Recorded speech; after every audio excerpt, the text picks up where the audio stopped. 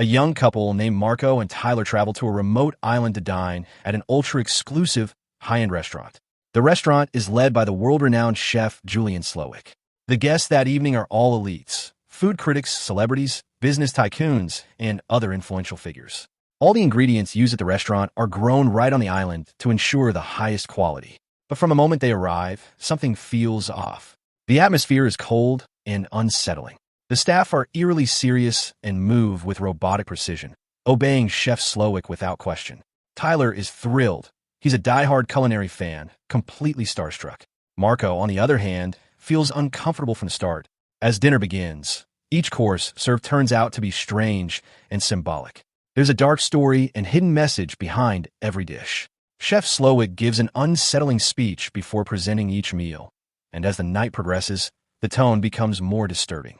One bizarre moment stands out, a course called Breadless Bread Plate, where the guests are served only spreads and toppings, but no actual bread. Chef insists it's all part of the experience. Unease spreads among the guests. Some try to leave, only to discover they've been trapped. No one can exit the island. Then, through a dish shaped like a pancake, Chef begins revealing each guest's darkest secrets and sins. Affairs, corruption, character assassination, and more. Fear grips the room as the guests slowly realize Chef isn't just serving food. He's delivering punishment. But Marco is different. His pancake is blank. No image. That's when it's revealed. Marco was never meant to be there. He's just a last-minute replacement for Tyler's original date. Chef offers Marco a choice: remain a guest or join the kitchen staff.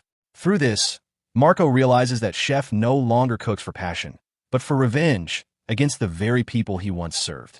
Marco also finds out that Tyler knew what was going to happen all along. He brought Marco anyway, driven by selfishness and blind admiration for the chef. Angry and betrayed, Marco refuses to become a victim. In a bold, unexpected move, Marco asks Chef to make him a cheeseburger. Chef pauses. Then, with sincere care, he starts cooking. It turns out, a simple cheeseburger was how Chef Slowik began his culinary journey. Marco takes a bite and sincerely praises it. For the first time in a long while, Chef feels recognized as a real chef again. Marco then asks if he can have it to go. Since Marco wasn't on the original guest list, Chef allows him to leave. Marco boards a small boat and escapes the island.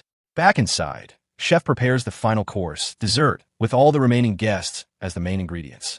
He sets the restaurant ablaze. From afar, on the boat, Marco watches the inferno while finishing the last bites of his cheeseburger.